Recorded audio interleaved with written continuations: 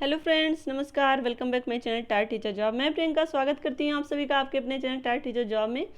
दोस्तों, अगर अभी तक आपने हमारे चैनल को सब्सक्राइब नहीं किया तो प्लीज़ सब्सक्राइब कर लीजिए और बेल आइकन बटन को प्रेस कर लीजिए ताकि हमारे सभी वीडियो की नोटिफिकेशन आपको मिल सके। दोस्तों, इसके पहले यानी कि हम लोग लेक्चर नंबर 23 में पढ़ रहे थे रस और रस के भेद। आज हम देखेंगे श्रृंगार रस, लेकिन इसके पहले हम लोग आज के इस लेक्चर में देखते हैं श्रृंगार रस से पहले हम रस के बारे में जान लेते हैं कि रस क्या है। रस का शाब्दिक अर्थ होता है आनंद। काव्य को पढ़ने या सुनने से जिस आनंद की अनुभूति होती है उसे हम क्या कहते हैं? रस कहते हैं। जिस तरह से भोजन में स्वाद हमारे आनंद को बढ़ाता है, उसी तरह से रस जो होता है वो काव्य को पढ़ने वाले या सुनने वाले को आनंद की अनुभूति कराता है। तो हम और भी कुछ चीज़ें देख लेते हैं। सर्वप्रथम भरत मुनि ने अपने ग्रंथ नाट्य शास्त्र में रस का उल्लेख किया है। भरत मुनि के अनुसार रस की संख्या वो है 8 है। भरत मुनि ने अपने रस सूत्र में अस्थाई भाव का उल्लेख नहीं किया है। सर्वमत के अनुसार रस की जो संख्या होती है वो होती है टोटल 11। नाट्य विधा के अनुसार रस की संख्या होती है वो होती है 9। रस को काव्य की आत्मा और काव्य का प्राण तत्व भी माना जाता है। दोस्तों, इसके पहले वीडियो में हमने आपसे बताया था कि रस की संख्या 9 और 11 कैसे होती है। दोस्त 9 इसलिए 9 जब हम करते हैं तो उसमें आपका मेन जो 9 रस है वो आते हैं, लेकिन जब 11 हो जाती है तो 11 में क्या आ जाता है आपका ईश विषयक रति और वात्सल्य रस। ये जो है भगवत रस या वात्सल्य रस, ये दोनों टॉपिक आपके श्रृंगार रस के अंतर्गत आते हैं। लेकिन श्रृंगार रस के अंतर्गत इसको ना रख के इसको अलग से रख देते हैं तो टोटल 11 हो जाती है। लेकिन अगर इसको श्रृंगार रस के अंतर्गत रखते हैं दोनों को तो टोटल संख्या 9 हो जाती है। क्लियर?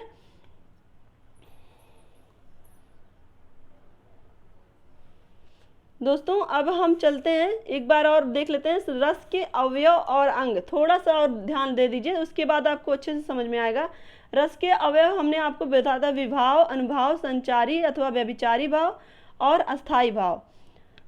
विभाव क्या? भाव की उत्पत्ति के कारण विभाव माने गए हैं। मतलब भाव में हमारे मन में जो भाव उत्पन्न होते हैं उसकी जो उत्पत्ति का कारण है वो होता है आपका विभाव। और विभाव भी हमने दो प्रकार के आपको बताए थे, आलंबन विभाव और उद्दीपन विभाव। आलंबन विभाव जिसका आलंबन या सहारा पाकर अस्थाई भाव जगते हैं उसे आलंबन विभाव कहते हैं। और आलंबन विभाव के बाद हमने आपको बताया था आश्रय आलंबन और विषय आलंबन। जिसके मन में भाव जगे वह आश्रय आलंबन होता है, जिसके प्रति मन में भाव जगता है वो विषय आलंबन होता है। ये सारी चीजें हमने आपको बताई थी। और उद्दीपन विभाव क्या था? जिन वस्तुओं या परिस्थितियों को देखकर अस्थाई भाव उद्दीप्त होने लगता है उससे उद्दीपन विभाव कहा था हमने। जैसे हमने बताया था आपको चांदनी, कोकिल कूंजन, एकांत स्थल, रमणीक उद्यान, ये सारी चीजें हमने आपको बताई थी। और अनुभाव क्या होता है? आंतरिक मनोभाव से जो शारीरिक व्यंजन होते हैं, मतलब हमारे आंतरिक मनोभाव, हमारे मन में जो भी मन में जो चल रहा था उसकी वजह से हमारे जो शरीर का एक्सप्रेशन यानी कि मुख का एक्सप्रेशन होता है उसी को हम आलंबन कहते हैं। जैसे गुस्से में मुंह लाल हो जाना, ये सारी चीजें हमने आपको बताई थी। अब संचारी भाव क्या है? जो भाव स्थायी भाव के सहायक के रूप में आकर उनसे मिल जाए उन्हें संचारी भाव कहते हैं।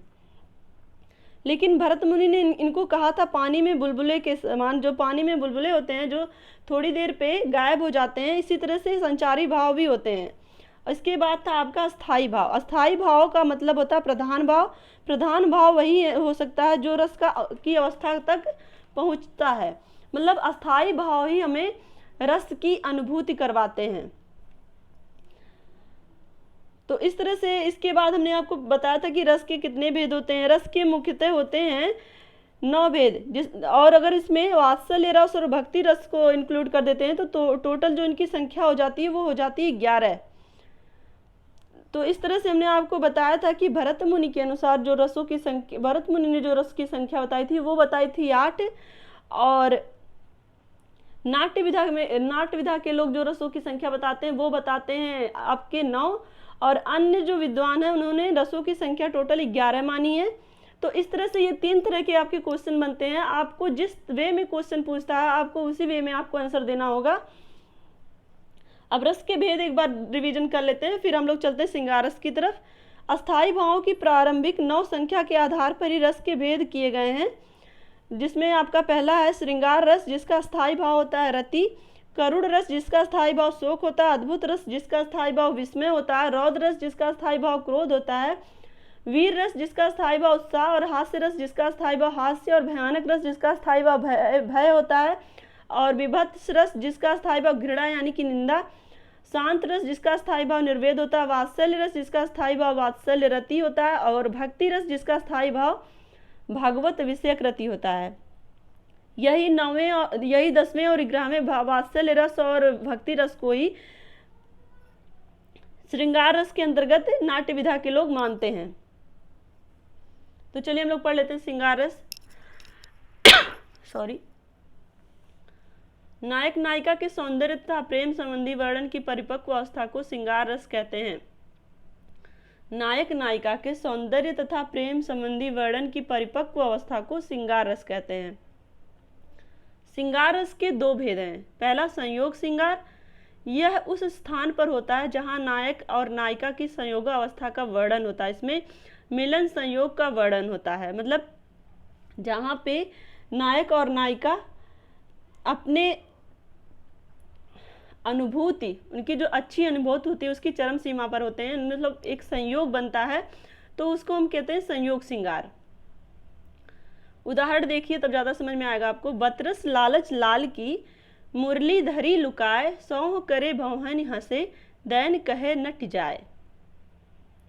दोस्तों इसमें देखेंगे आपकी